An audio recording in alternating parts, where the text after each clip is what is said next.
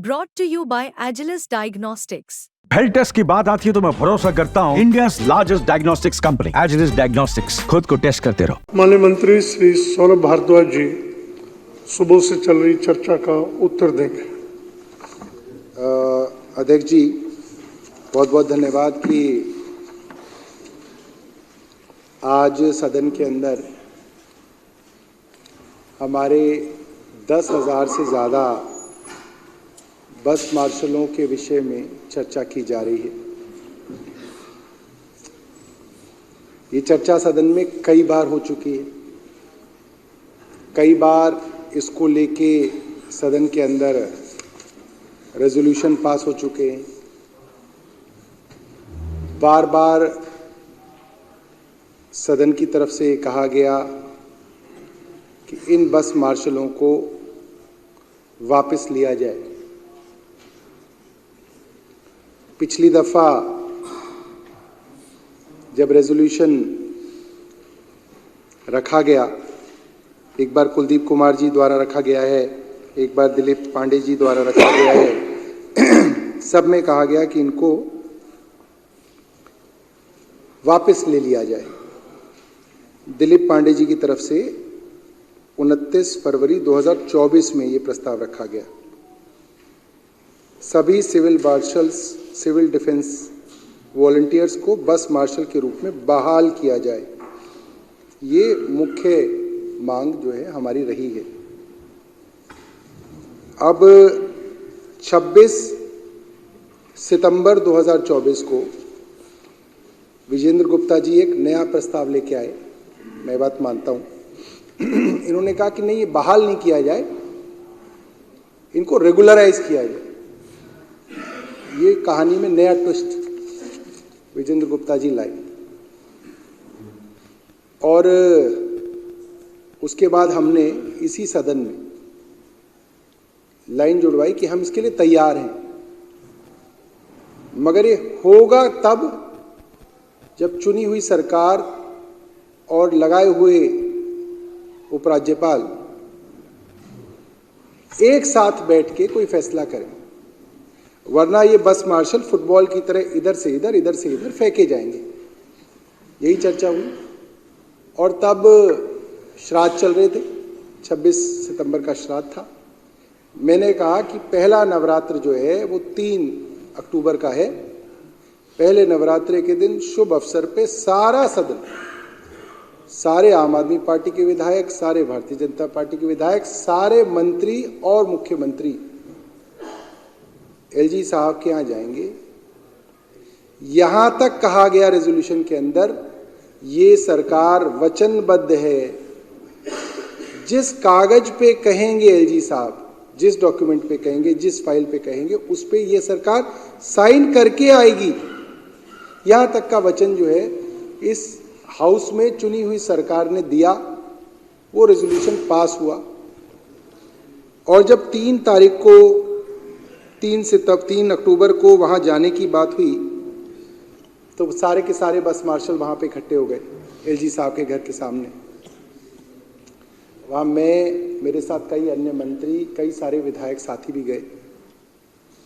वहां से विजेंद्र गुप्ता जी को फोन किए गए बस मार्शलों द्वारा, क्योंकि बस मार्शलों में कुछ लोग जो है वो आम आदमी पार्टी से थोड़ा सिंपैथाइज रखते हैं, कुछ लोग भारतीय जनता पार्टी से रखते हैं। मैंने माइक पे बोला कि भाई जो इनके लोग हैं, जो इनको मानते हैं, वो इनको फ़ोन करें।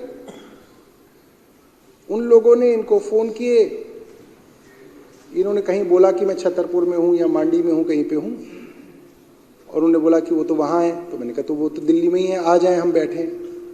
फिर थोड़ी देर बाद इनका वीडियो अपने घर से रिलीज़ हुआ तो उन्होंने बोला अरे तो गलत बता रहे थे, तो अपने घर में ही है। खैर, हमने इनका रात भर इंतज़ार किया और रात को पुलिस ने वहाँ की लाइटें बंद करी और हमारे मंत्रियों को, विधायकों को पुलिस ने सड़कों पे घसीट के जो है बस, हाँ, वॉशरूम, साथ में अस्पताल था, अस्पताल के अंदर जो पानी था पी रहे थे, कोई गर्मी थी, तो वो भी बंद किया। जो वॉशरूम महिलाएं यूज़ कर रही थी, टॉयलेट, उसको भी लॉक कर दिया गया कि भाई ये लोग यहाँ से जाएं। ये सब पुलिस द्वारा किया जा रहा था। और फिर कुल मिला के उन्होंने हमें घसीट के बसों में भर के जो है हमें, आई थिंक, बुराड़ी थाने वो ले गए। भारतीय जनता पार्टी से कोई नहीं आया। ये बात है 3 अक्टूबर की। 4 अक्टूबर को बस मार्शलों में बहुत थू-थू हुई कि भाई इन्होंने वादा करके सदन के अंदर रेजोल्यूशन पास करके जो है ये पीछे हट गए, यू टर्न ले लिया। अब आनन फानन में इन्होंने मुख्यमंत्री को चिट्ठी लिख दी, मुख्यमंत्री महोदया को, कि जी मैं इसके बारे में चर्चा करने आना चाहता हूँ। मुख्यमंत्री जी ने कहा आओ, इसमें क्या क्या बुरी बात है। ये अपने सारे विधायकों के साथ बैठे लेके आए, हम अपने सारे मंत्रिमंडल, आई थिंक 2-3 मंत्री कम थे और हमारे कुछ विधायक थे, उसकी एक लंबी चर्चा हुई अध्यक्ष जी, और पूरी की पूरी चर्चा वीडियो रिकॉर्डेड है हमारे पास। हम इलेक्शन का इंतजार कर रहे हैं, जब इलेक्शन आएगा तो वो जो वीडियो है मैं रील बना बना के इंस्टाग्राम पे डालूंगा, वो सब है हमारे पास। क्या चर्चा हुई, कैसे विजेंद्र गुप्ता जी ने शुरुआत की, उनकी हर बात को माना गया। मैंने अपने विधायक साथियों को, जो मेरे बराबर प्रोटोकॉल के लोग हैं, कुलदीप हुए, ऋतुराज हुए, कई लोगों को मैंने डांटा अध्यक्ष जी, प्रवीण तक को डांटा मैंने कि भाई तुम चुप रहो, तुम बदतमीजी बिल्कुल बिल्कुल कुछ मत करो, क्योंकि हमें डर था विजेंद्र गुप्ता जी जैसे ही वहां पे आए उनको ये लगता था यहां से भागो। और मैं अपने विधायकों को बार बार समझा रहा था ये आदमी भागना चाह रहा है, इसको तुम मौका मत दो भागने का, इसको अब यहां पे रोक के रखो और ये जो कहे वो करो। मैंने कई लोगों को बोला, ऋतुराज जी को भी बोला, इनको भी लगा हुआ यार ये क्यों मेरे को ऐसा बोल रहा है। अजय दत्त जी को भी बोला, कहाँ गए अजय दत्त जी को भी बोला था मैंने कि यार तुम बिल्कुल बहस मत कर इनसे, ये बहस का बहाना बना के भाग जाएंगे। जो बोल रहे ना चटकनी लगा दी। अब अध्यक्ष जी ये बताओ इनके साथ हम ऐसा क्या कर देंगे जो हम चटकनी लगाएंगे?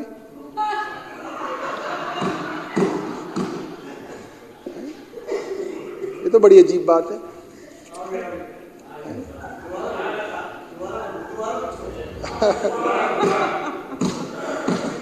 मतलब अध्यक्ष जी ये क्या बात हुई?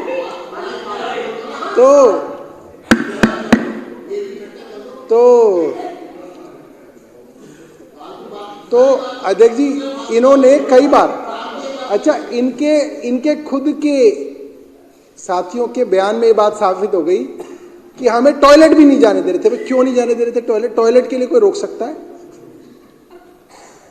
आप भागने की कोशिश कर रहे थे और जब आपने बोला नहीं मेरे को टॉयलेट जाना, तो हमने कहा कि 2 आदमी साथ जाएंगे, इनके अंदर तक नहीं जाएंगे, टॉयलेट के बाहर तक है।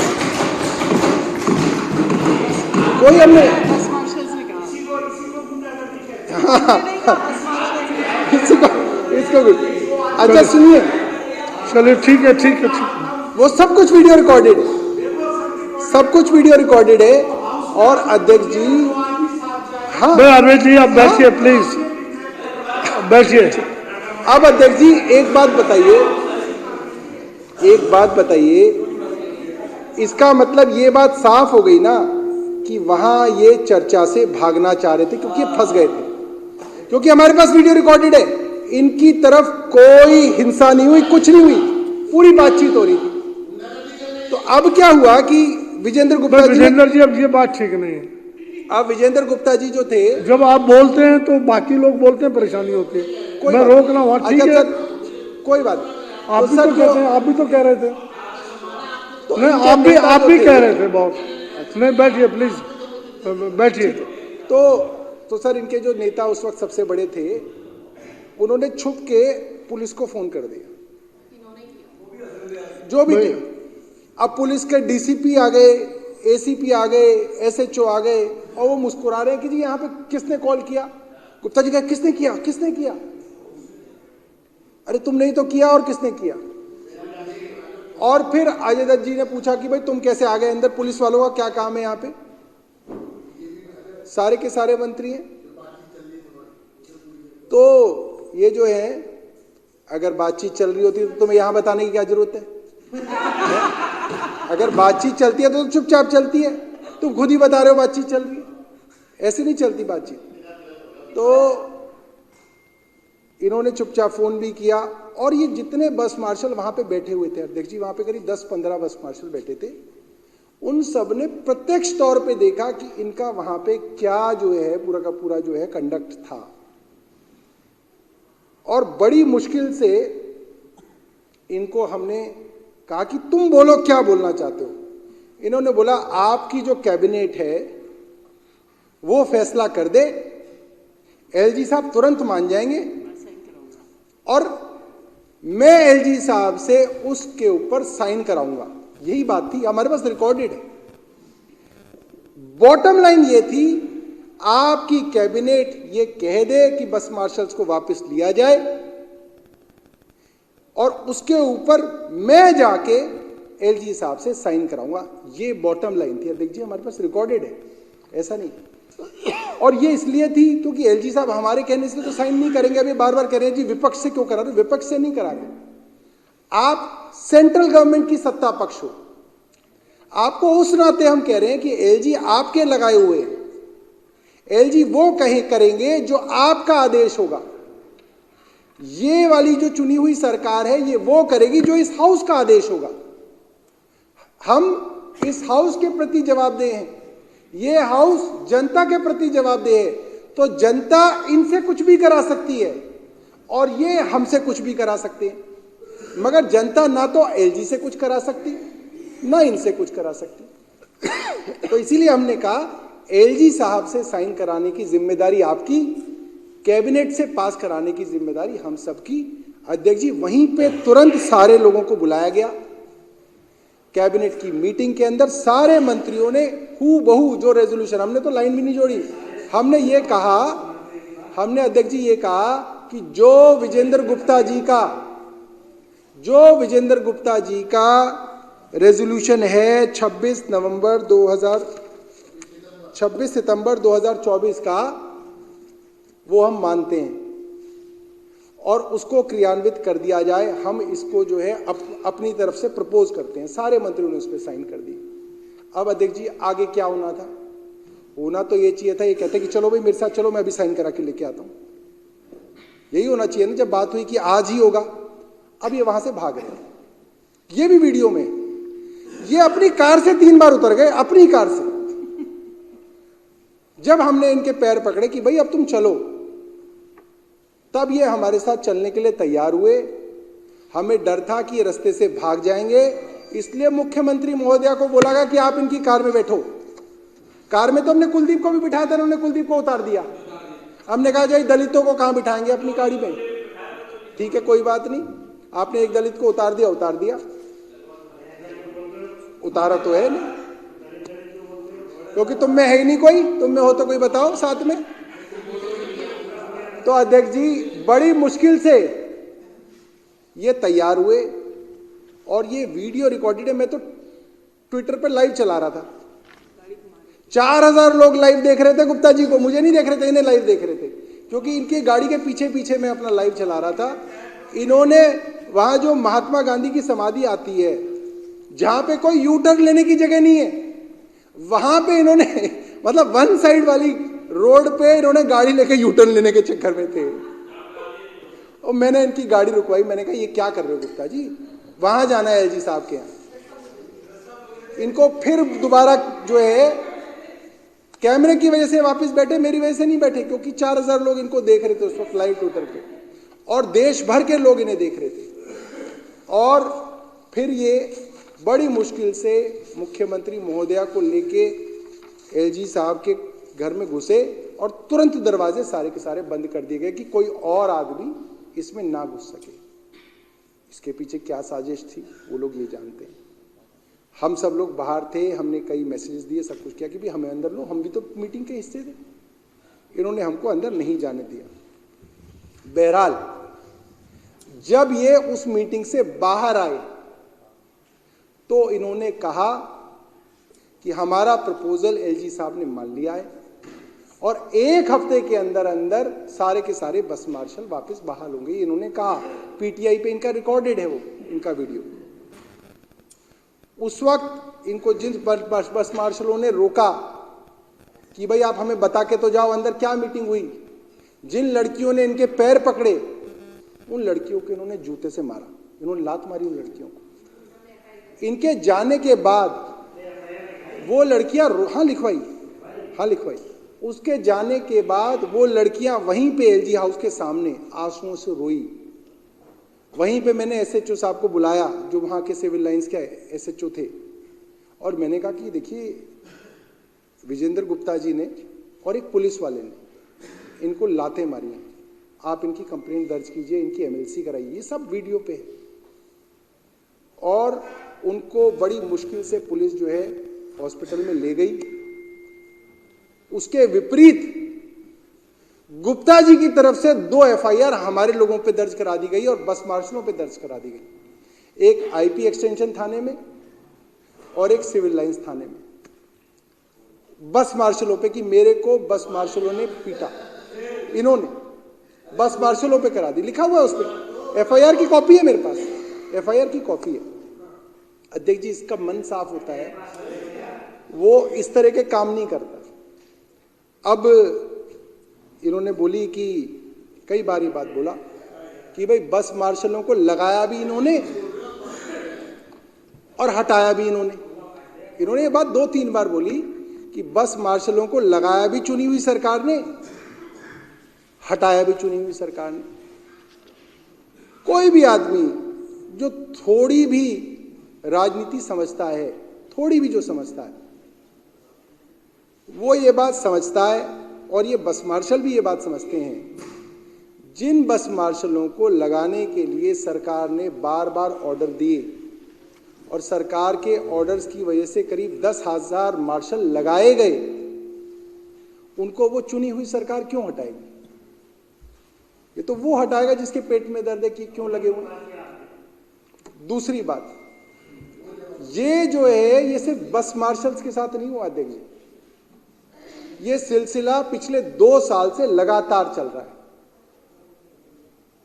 सबसे पहली बात, जो करीब सारे एमएलएस के पास और इस विधानसभा के अंदर डीएआरसी फेलोज थे, भारतीय जनता पार्टी के लोगों के पास भी डीआरसी के फेलो थे, जो इस विधानसभा ने हर विधायक को 1-1, 2-2 लोग और विधानसभा की कमेटियों के अंदर 2-2, 3-3 बच्चे, नौजवान बच्चे दिए थे कि वो विधायकों का भी काम करें, विधानसभा की कमेटियों का भी काम करें।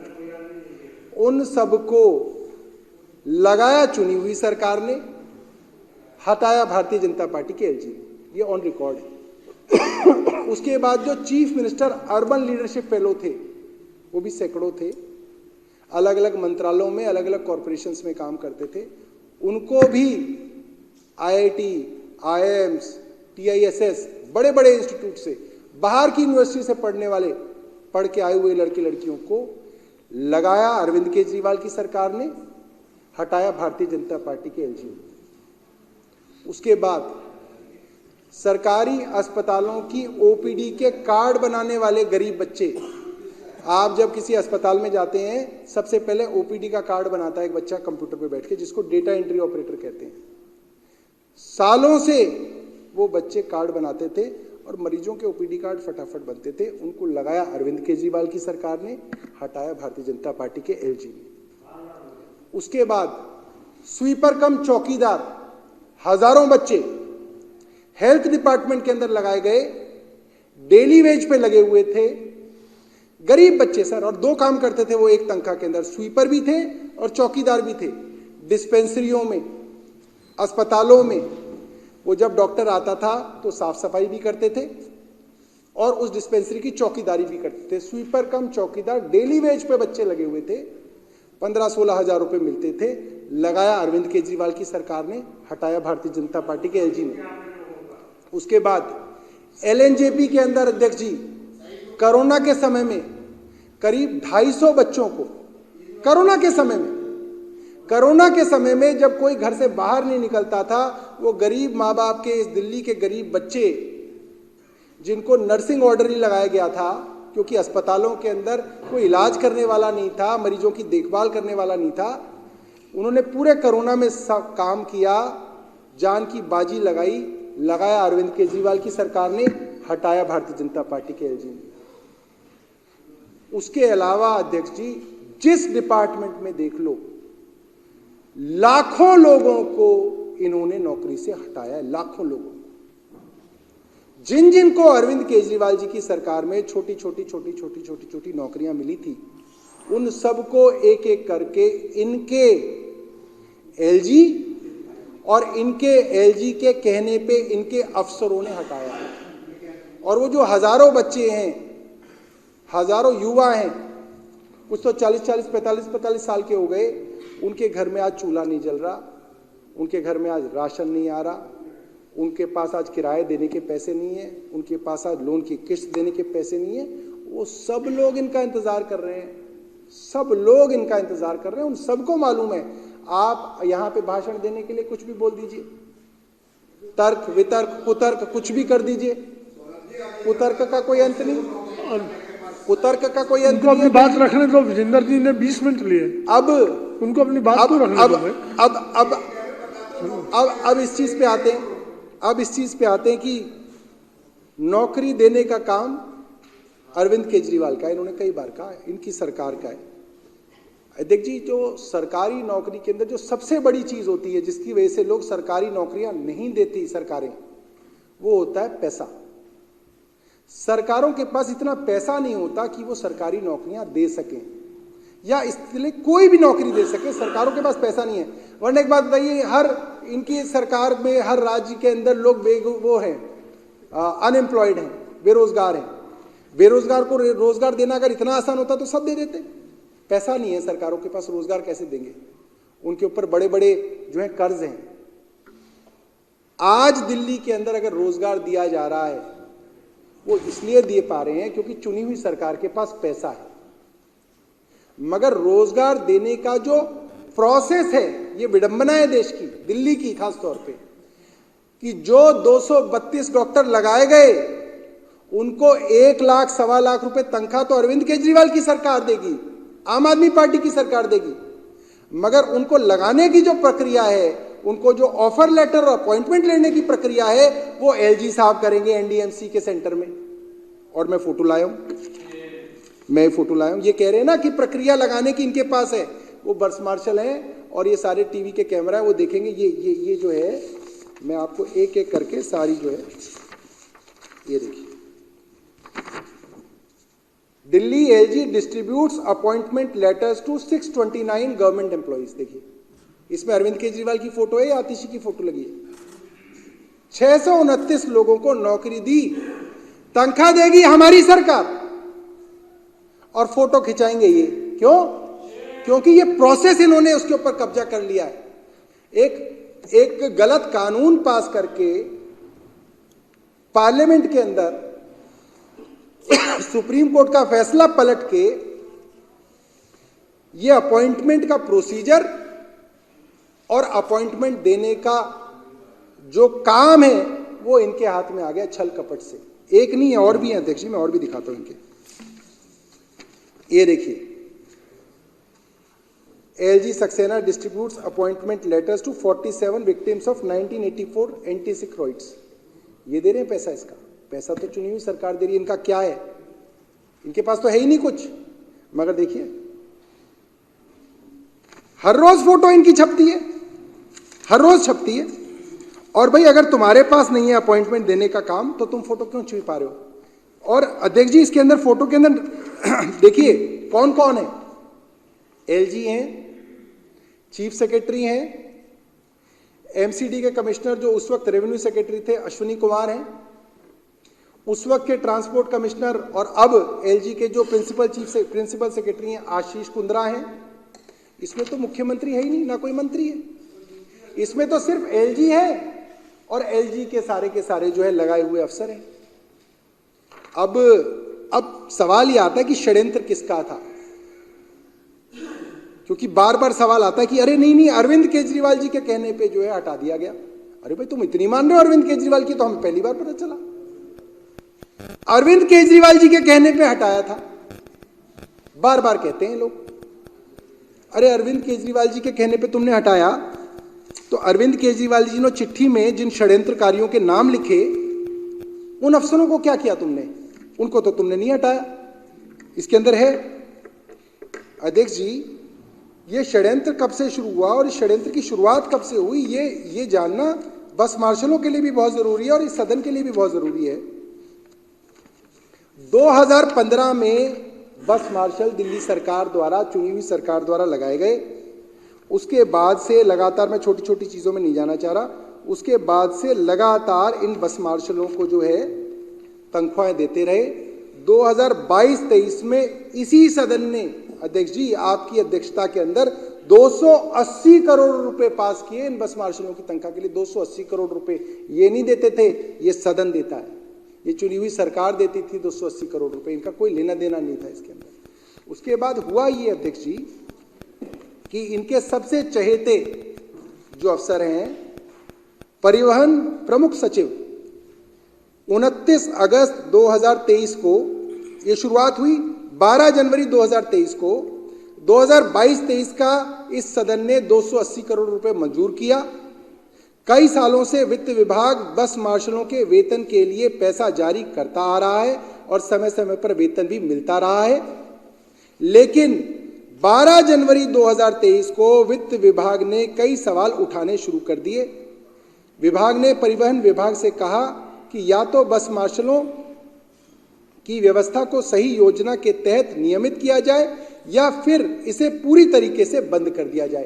तो ये जो नियमित करने की जो बात विजेंद्र गुप्ता जी कह रहे हैं, वो वहां पे वित्त विभाग के आशीष चंद्रा जी द्वारा जो है शुरू की गई, जिनके खिलाफ चुनी हुई सरकार, चुने हुए वित्त मंत्री और अब मुख्यमंत्री ने कई बार एलजी साहब से कहा कि ये अफसर हर काम के अंदर टांग अड़ाता है, हर जगह ये परेशानी खड़े करता है, इस अफसर को हटा दिया जाए। इस अफसर को आज तक नहीं हटाया गया। ये वो अफसर हैं जिसकी वजह से मोहल्ला क्लिनिकों के अंदर तनख्वाहें लेट होती हैं।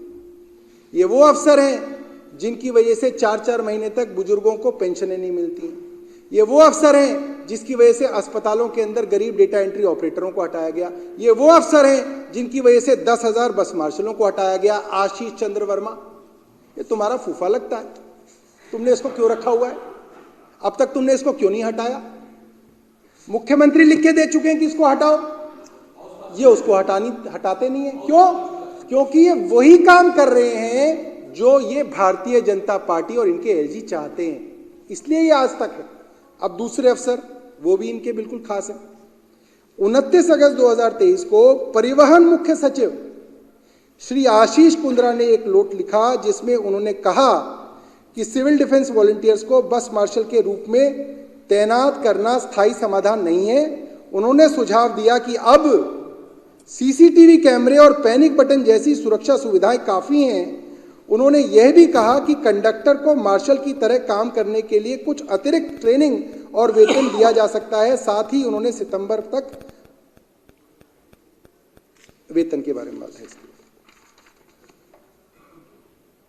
उसके बाद इसी विभाग ने दोबारा से कहा कि मोटर व्हीकल एक्ट के अंदर भी जो है ये परमिशन नहीं है, बस मार्शल नहीं हो सकते, ये काम बस कंडक्टर कर लें। और उसके बाद इनके दूसरे बहुत खासम खास अफसर, जो कई बार उनको यहाँ पे जो है चीफ सेक्रेटरी के पद पे एक्सटेंशन दी गई, उन्होंने लिखा 13 अक्टूबर 2023। 13 अक्टूबर 2023 को उस वक्त के मुख्य सचिव श्री नरेश कुमार ने इस नोट को मंजूरी देते हुए कहा कि बस मार्शल का मामला एक आरक्षित विषय है, रिजर्व सब्जेक्ट है, एलजी और केंद्र के अंदर आता है, जो केंद्र सरकार के अधिकार क्षेत्र में आता है। ये तो इनका चहेता लिख रहा है, जिसको 3 बार एक्सटेंशन दी इन्होंने। उनके अनुसार महिलाओं की सुरक्षा कानून और व्यवस्था का विषय है और केंद्र को इस पर विशेष अधिकार है। उन्होंने सुझाव दिया कि सिविल डिफेंस वॉलंटियर्स की नियुक्ति 45 दिनों से अधिक होने पर गृह मंत्रालय और सुप्रीम कोर्ट के दिशा निर्देशों का पालन होना चाहिए। यानी कि ये जो बस मार्शलों की नियुक्ति 45 दिनों से ज़्यादा है, वो सुप्रीम कोर्ट का भी उल्लंघन है और जो है इनके जो है गृह मंत्रालय का भी उल्लंघन है। तो जितने भी ये जो अफसर हैं, अब वो जो आशीष चंद्र, अब जिसकी बात मैं कर रहा हूँ, ये जो परिवहन सचिव थे उस वक्त के, मुख्य परिवहन सचिव आशीष कुंद्रा, वो कौन है आज? वो आज एलजी के मुख्य सचिव हैं। प्रमुख सचिव, वही मुख्य के लिए प्रमुख सचिव हैं, प्रिंसिपल सेक्रेटरी हैं उनके, मतलब सब। तो उन्होंने कहा ये जो अफसर है इसको तो मेरे घर ही ले आओ बिल्कुल आप, ये तो इतना अच्छा है। और मुख्यमंत्री अरविंद केजरीवाल जी इन दोनों अफसरों के बारे में, बल्कि इन तीनों अफसरों के बारे में क्या लिखते हैं वो आप सुनिए।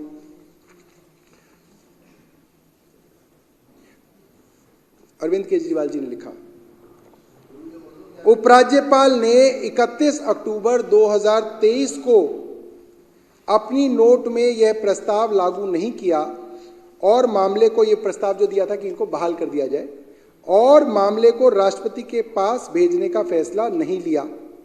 इसे देखते हुए मुख्यमंत्री अरविंद केजरीवाल जी ने गृह मंत्री श्री कैलाश गहलोत को एक नोट लिखा।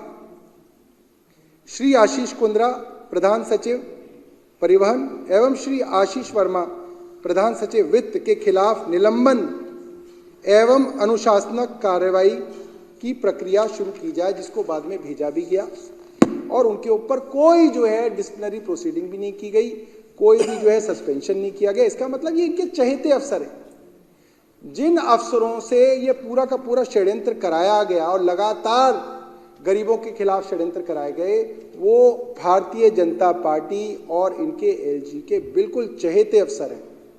इनके ऊपर कार्रवाई करना तो दूर, इनको बार बार एक्सटेंशन दी गई। जो अश्विनी कुमार थे उनको आज एमसीडी का कमिश्नर बना दिया गया। वो क्या काम कर रहे हैं वो सबको मालूम है, और कर तो वो उनका रोकना ही उनका काम है। और जो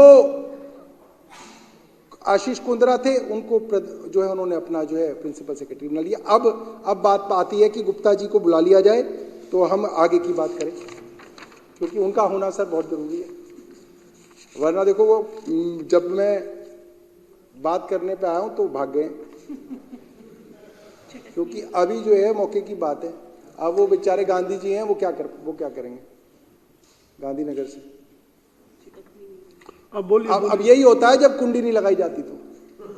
अब यहां इनको रोक लेते तो कहते देखो जी हमें टॉयलेट करना था। अब तुम्हें सातों को एक साथ ही टॉयलेट करना है, ये क्या। अब देखो ये नहीं भी हो गया, आ गया लघु। तो अध्यक्ष जी, कहने का मतलब ये है कि आज ये जो कैमरे वाले लोग हैं, जो कैमरा है, भाई ये बीजेपी की तरफ कैमरा घुमा दो कि इनकी सारी सीटें खाली हैं, भाग गए। कौन देगा? तुम दिखाओगे? दिखाओ, ये तो दिखाओ यार। ये सारे के सारे लोग जो हैं अध्यक्ष जी इस वक्त भाग गए। और ये जब मुख्यमंत्री से मिलने आए थे तब भी भागना ही इनका प्रयास था। ये आए तो वहां पे नौटंकी करने थे। इन्होंने सोचा कि हम आएंगे, हम अपना एक पत्र पढ़ेंगे, मुख्यमंत्री को ज्ञापन देंगे और निकल लेंगे और बाहर बाइट देंगे, जैसे उन्होंने बताया मुनून। और जब मुख्यमंत्री जी ने बुला लिया और बोला कि भाई बताओ क्या करना है और फिर तुम बताओ तुम क्या करोगे, आज ही सॉल्व करेंगे, तो ये भाग रहे थे। और वो भागना और आज का भागना बिल्कुल समान है। तो जितने भी बस मार्शल हैं वो इस बात को समझ लें कि कई अफसरों ने बार बार, अध्यक्ष जी, अब जो हमने जो नोट फाइनली एलजी को भेजा वो ये भेजा है अध्यक्ष जी कि यह साफ है कि बस मार्शल की बहाली के लिए कोई लंबा चौड़ा प्रस्ताव तैयार किया जाएगा जो नीचे दिए हुए बिंदुओं पर आधारित होगा। क्या? परिवहन आयुक्त श्री आशीष कुंद्रा ने का 27/9/2023 का नोट, जिसमें कहा गया था कि पहले माननीय उपराज्यपाल की मंजूरी चाहिए, फिर मंत्री परिषद की मंजूरी ली जा सकती है। दूसरा, मुख्य सचिव श्री नरेश कुमार का 13/10/2023 का नोट, जिसमें कहा गया था कि यह मामला महिलाओं की सुरक्षा से जुड़ा है, इसलिए यह कानून व्यवस्था से संबंधित है जो केंद्र और माननीय उपराज्यपाल के अधिकार के अधीन आता है। ये बात नरेश कुमार जी ने कहा। और तीसरी बात, जो अभी भी जो प्रपोजल एलजी साहब का आया कि भाई आप पॉलिसी बना दो। अब अध्यक्ष जी, जब ये मैटर सर्विसेज का है तो हम पॉलिसी कैसे बना देंगे? और ये कह रहे हैं एलजी पॉलिसी नहीं बनाता। अरे तो क्या मंत्री पॉलिसी बनाते हैं? मंत्री भी तो नहीं बनाते। आपके अधीन, आपके अधिकार क्षेत्र के अधीन जो अफसर आते हैं सर्विसेज के, वो ये पॉलिसी बनाएंगे। आप पॉलिसी बनवाओ और हमें अध्यक्ष जी कोई जल्दी नहीं है। हम कह रहे हैं आप 2 महीने लो, 3 महीने लो, 4 महीने लो, आप अपनी पॉलिसी बनाते रहो, मगर तब तक आप इन बस मार्शलों को उसी तरीके से वापस रख लो जिस तरीके से पहले आ रहे थे। ये जो विजेंद्र गुप्ता जी ने इनको रेगुलराइज करने की जो गोली दी है ना इनको, वही ट्रैप है अध्यक्ष जी। ट्रैप ही वहां से शुरू होता है कि आपको रेगुलराइजेशन के नाम पे आपकी पॉलिसी बनेगी और पॉलिसी के नाम पे कई साल हम बिता देंगे, तब तक ये लोग जो है इधर उधर कहीं चले जाएंगे, संगठित नहीं रहेंगे, इनके चुनाव हो जाएंगे। इनका मकसद सिर्फ ये है कि भारतीय जनता पार्टी इनको बेरोजगार रखते हुए चुनाव करना चाहती है और फिर मिलेंगे ही नहीं इनसे। तो हमारा ये कहना है कि भाई ये जो पॉलिसी वगैरह जो भी आपको ढोंग करना है वो आप करते रहो, खूब कराओ, मगर अगर आपने मुख्यमंत्री के कहने से इनको हटाया है तो अब तो मुख्यमंत्री ने कई बार कह दिया इनको लगा लो, अब क्यों नहीं लगा रहे आप इन्हें? मतलब अरविंद केजरीवाल जी ने भी कई बार पत्र लिख के कह दिया, आतिशी जी ने भी कई बार पत्र लिख के कह दिया कि भाई इनको लगाओ, हाउस ने कह दिया, अब आप क्यों नहीं लगा रहे? तो अध्यक्ष जी ये जो भागे हैं वो इसलिए भागे हैं क्योंकि ये इन बस मार्शलों को जवाब नहीं देना चाहते। आज भी मेरा प्रस्ताव है, जिस दिन कहेंगे उस दिन हम सब लोग एलजी के पास चले सकते हैं, जिस कागज पे कहेंगे हम लोग साइन कर सकते हैं। हमारे पास तो एक ही शक्ति दी है संविधान ने साइन करने की, हम लोग साइन करके दे सकते हैं और आप ऑर्डर पास कीजिए, वो लग जाएंगे वापस। ये संभव ही नहीं है कि एलजी साहब ऑर्डर दें और ये वापस ना लगे, और है किसी अफसर की मजाल कि एलजी साहब का ऑर्डर हो और वो ना करे, जो ना करे उसको निकालो। बहुत साफ है अध्यक्ष जी। और एक मैं बहुत धन्यवाद दूंगा कुलदीप जी को, संजीव झा भाई को और राजेश गुप्ता जी को। इन्होंने बहुत अच्छी चर्चा के अंदर आज भाग लिया और बहुत अच्छी अच्छी बातें जो हैं आज इन्होंने सदन में की। मैं इस चीज़ का पूरा समर्थन करता हूं कि इन बस मार्शल्स को तुरंत जो है वापस लगाया जाए। धन्यवाद अध्यक्ष जी।